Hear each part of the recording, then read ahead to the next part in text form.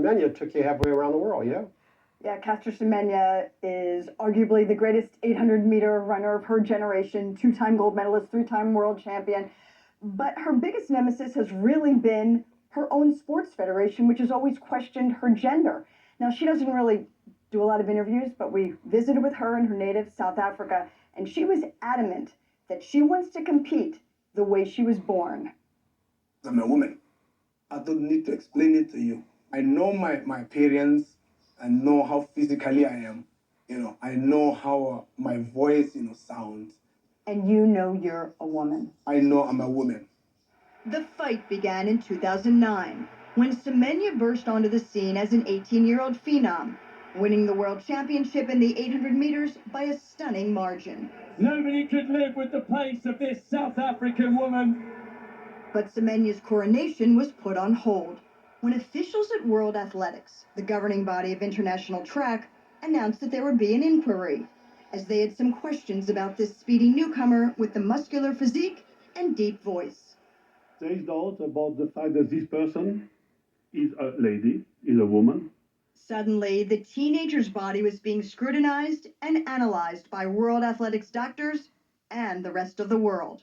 They thought I had a dig, probably. Did they look at you? Did Of course, I did not. I told them it's fine. I'm a female. I don't care. If you want to see I'm a woman, I'll show you my vagina. All right? But World Athletics wanted more and ordered a sonogram of her internal organs, which reportedly revealed a secret inside Semenya's body. While on the outside she had female genitalia, inside, in place of ovaries, she had testes, the sex organs typically found in men.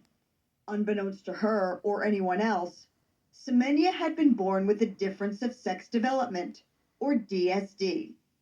She was raised as a girl, but at puberty, her body began to produce levels of testosterone typically seen in men, leading some to question her identity. They just want to get rid of me. It's impossible to get rid of Castor Semenya. I'll only be out of this place when I'm dead. So she is still actually awaiting a hearing date in front of the European Court of Human Rights.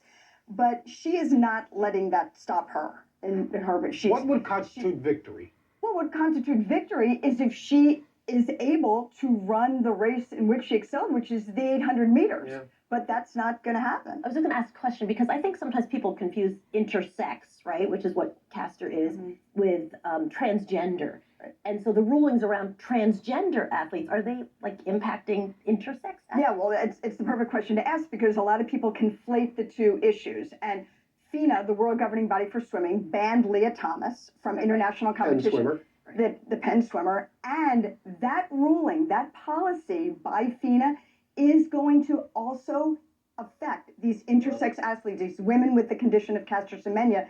World Athletics President Sebastian Coe has already said that policy will cause them to re-examine their own. She was reluctant to interview, and I know your people were reluctant to interviews too, because you spoke with two of the many who filed complaints against quarterback Deshaun Watson.